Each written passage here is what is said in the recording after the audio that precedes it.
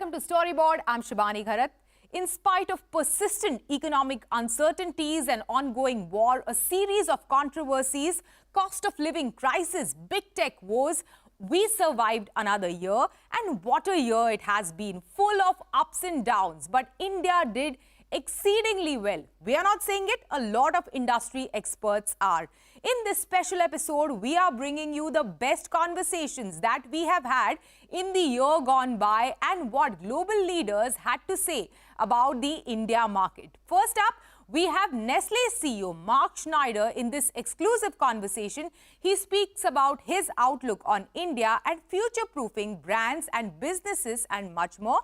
And then we caught up with Mark Reed, CEO of the world's largest ad holding company, WPP, on the state of advertising, global economic uncertainties, client concerns. He said that he won't be surprised if one day India for WPP will overtake the UK market. Listen in. So if I were to ask you, where do you see the India market in, say, 5 years' time? How would you put it? Look, at the very least, I would tell you this is the Indian decade. You could also say it's the start of the Indian age. And you see a lot of the underlying strengths of this country coming to the forefront now and really building upon each other. You see tremendous growth momentum. And so we want to participate in that. I think we're a key part of it as a food and beverage player. And we've been in this country for so long, deeply ingrained in the social fabric of this country, that I think we stand to benefit from that momentum quite well. Mm-hmm, mm-hmm. Let me just go back to sort of a global picture question here. How has this year fared for Nestle so far? What would you say is your report card for the company? I think it's a very strong year when it comes to organic growth, and that applies to Nestle India, but it also applies to our performance globally. Some of that is driven by global inflation and pricing, but we also see very strong underlying volume developments, especially here in India and some emerging markets. Very strong innovation momentum across the board. Innovation to me is the chief, most sustainable growth driver in addition to population growth and economic development. And so very happy with the year. Obviously, when it comes to the global economic outlook, it's a difficult time, a choppy time. A time when management needs to be very hands-on and focused on day-to-day operations. And I think the team has done a stunning job, including here in India. Mm-hmm, mm-hmm. Let me just ask you to sort of dig into that a little bit and talk about some of the inflationary pressures that we're seeing globally. Yeah. How are you sort of working around that to sort of offset some of the issues that you will be facing in terms of rising input cost and keep away from hiking prices too much? Yeah. So let's get into that a little bit. Absolutely. And the hallmark of what we call responsible pricing is very important to us. So rather than just trying to offload everything to the consumer, I think we're looking for internal efficiencies as much as we can. This is a global job, but it also applies to Nestle India. And we understand that affordability is a key aspect, especially in this country for vast areas of the population.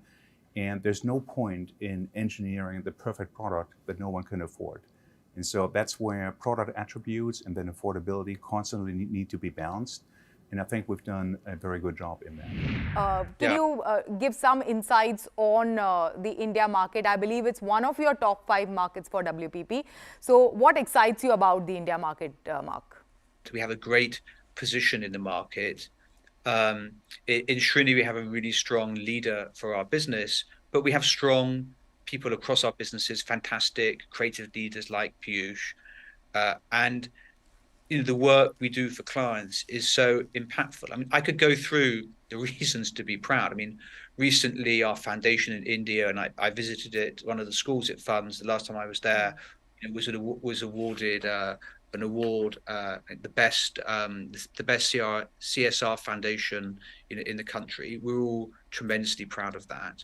We're tremendously proud of the work that we do for our clients. The work we did for Mondelez in India won a titanium award in Cannes. So that's one of the most prestigious awards in our industry, a collaboration between Ogilvy and Wavemaker. It really shows. And what was interesting is it was an application of AI.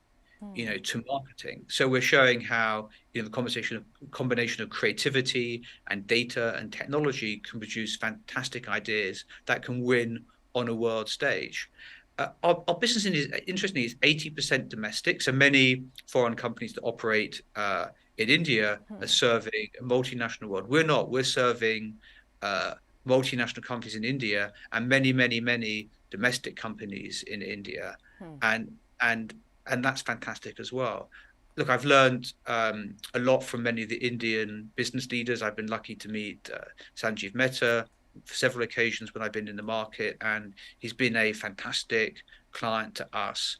And I think there's a tremendous amount we can learn from him and Indian business leaders as well. So, look, I think the economic outlook for India is strong. It's probably been our best. It's been our best performing market globally for the last 10 years.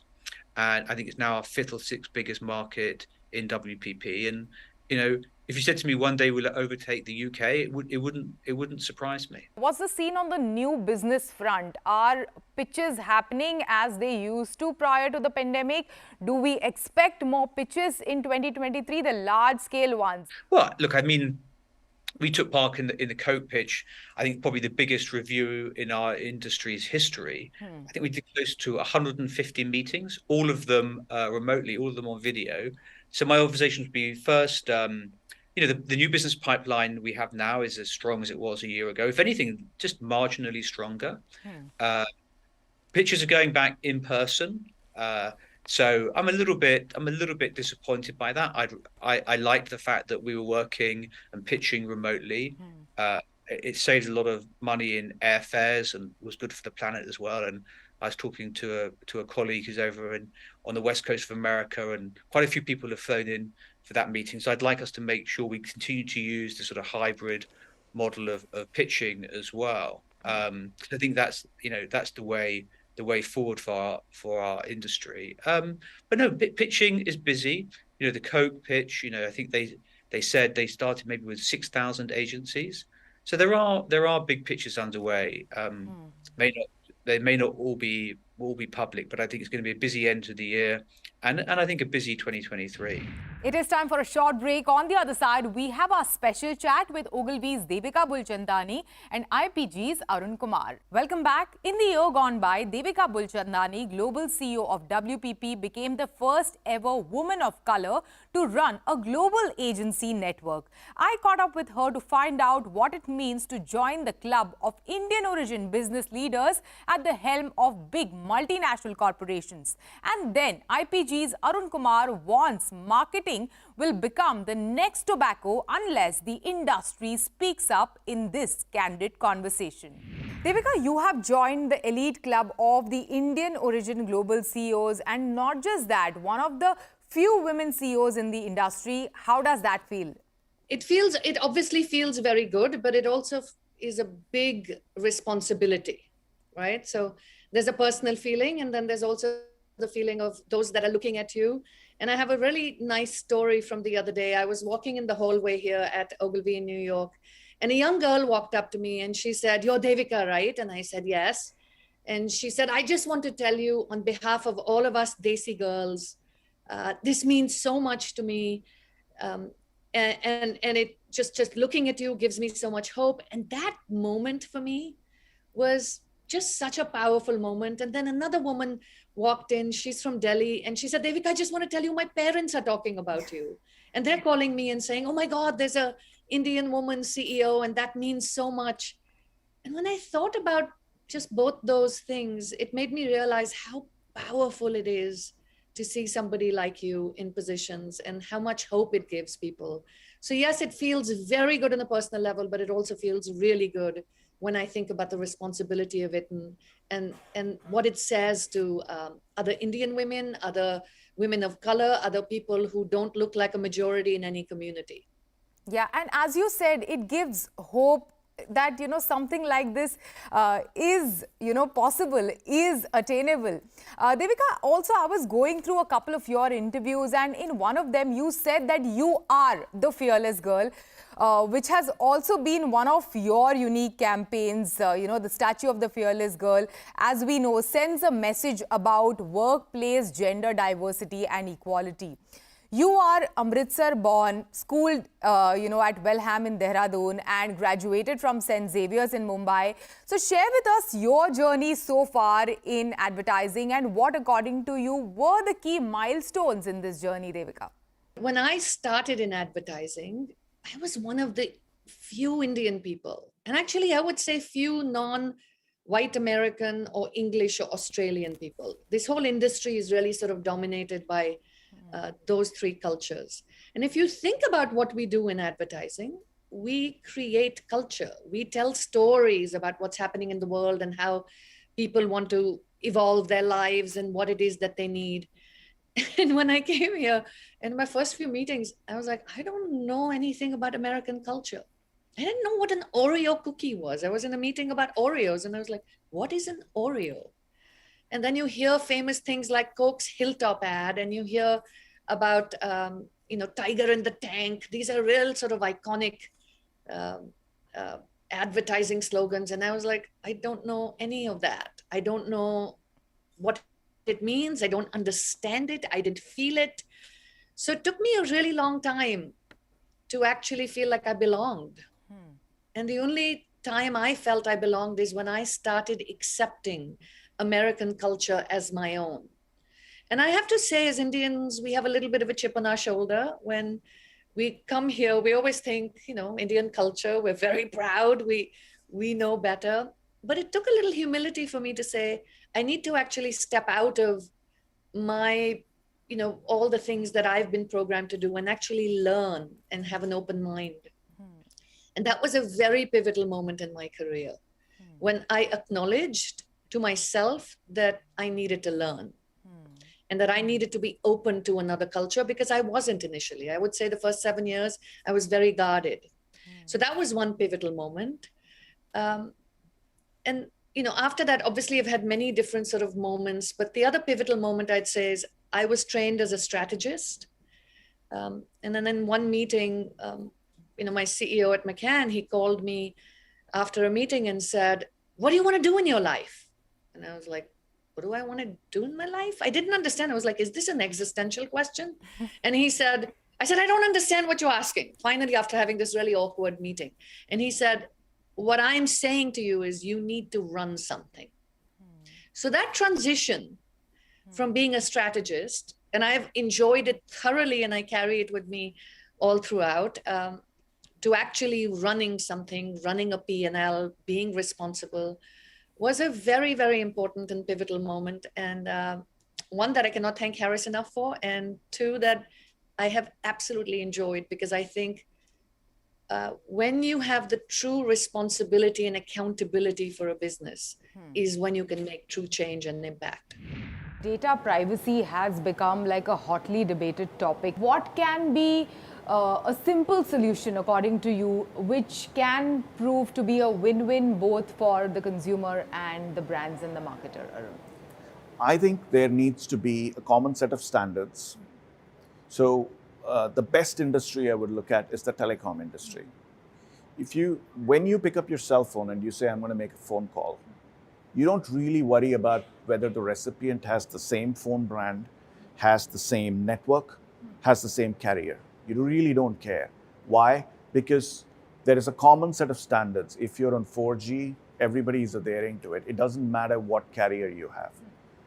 If you were to transplant the digital ecosystem onto telecom, what it means is you can take out your phone. If your phone and the other person's phone is different, it won't connect. There is no common standard, etc., etc. First thing to do is to set common standards. And those standards cannot be set up by Google, Apple, Amazon, Microsoft, etc. They need to be set up by a wide body of experts who are technically proficient and who are not pushed by any vested interests. There can't be different versions of privacy. You can't have Apple saying, I'm going to obfuscate this information, and somebody else saying, I'm not going to obfuscate it. There needs to be a common understanding of that. Second, I think advertising increasingly in many markets, people have started, it's almost in the position of where tobacco was years ago. And it always astounds me that people look at advertising and marketing in that same light. There's this belief and even in regulatory circles in the Western countries, influence has been used as a word conjointly with manipulation. So advertising is seen as manipulation rather than an expression of free speech of a brand to say you need to buy me as opposed to somebody else. Part of the fault is a lot of marketers don't really talk about what they do and why it's valuable. But I think any law that comes up, first of all, there should be national laws. There shouldn't be state-wise laws. And so I'm very happy that India is looking at a national federal law. And there need to be some standards that balance both interests, which is you need to define what are sensitive data types that are off the table. What are the data sets that people can use and how can they use it? Some principles like saying, okay, do people know how this data is being used? Yes. Legitimate interest should be legitimized because businesses need to know certain pieces of information in order to service consumers. You can't make it all conditional on consent. Because how many times is a consumer going to give consent and to how many people? And by the way, any law should be cognizant of one thing that most people forget. Marketing is one of the key factors that funds democracy. So if you unpack that, think about the free press. Subscription revenues do not drive the free press. If you want a multiplicity of opinions, the multiplicity of opinions has to be funded. It's funded by advertising. So if you remove the ability to do precision targeting or for us to understand the value of online news sites or what's happening online, and if we go back to the 1960s, like Tim Cook claims is a great era, a number of these online sites are going to die. They just aren't going to get the funding. That means many opinions in the niche are just going to die out. That's going to fundamentally impact democracy. That's the first thing.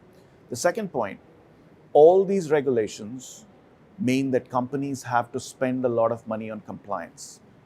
In fact, there are almost billions of dollars that have been spent in the US around just the CCPA, which is the California Protection Act, for them to actually be compliant with that.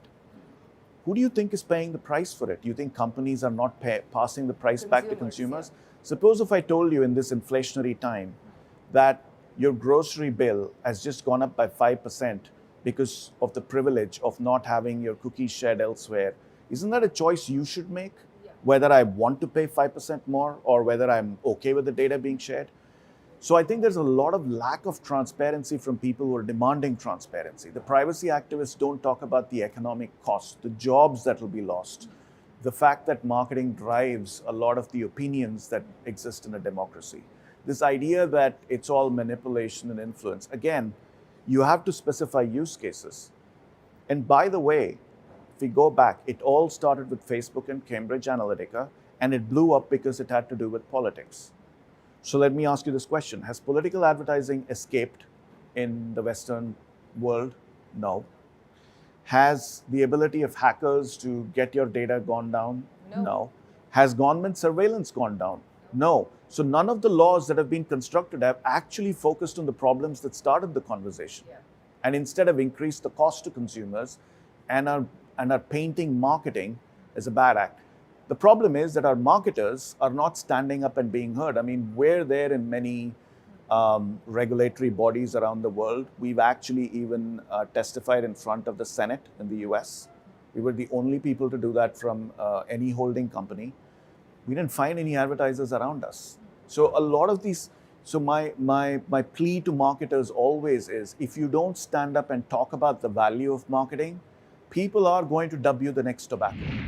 It is time for a short break. On the other side, we have Ashmita Dubey, Global Chief Digital and Marketing Officer at L'Oreal, and Avas Media Group's Global CEO, Peter Mears, catching up with us on their visit to India. Welcome back. In a recent conversation with us, Ashmita Dubey, Global Chief Digital and Marketing Officer at L'Oreal, spoke about the key shifts in consumer trends. How is L'Oreal creating online and offline experiences and future-proofing its brands? And in an exclusive chat with us, Avas Media Group's Global CEO, Peter Mears, says India can grow to be the third largest market in the world by 2030. Commenting on the transformation of its India operations over the past 3-4 years, Mayor said that Ours Group's India management team has done a great job in attracting new and different capability partners into the family, which has helped the company's client relationships.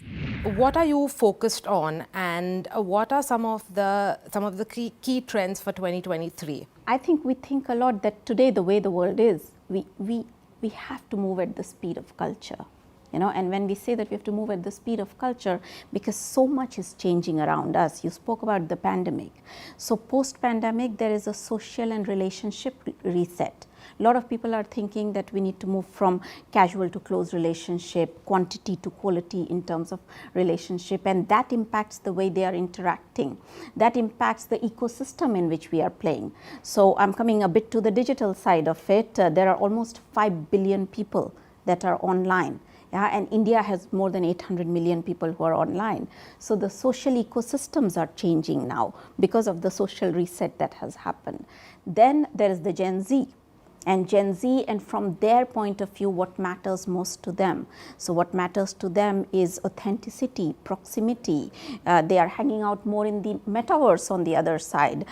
Gaming is growing a lot. There is the social concern in terms of sustainability, radical inclusivity. So all these are consumer trends, and at the same time, there is a need for a personalized, relevant, individual, unique beauty in each one of us. And what we do today in beauty tech and with the data and AI allows us to offer that to our consumers.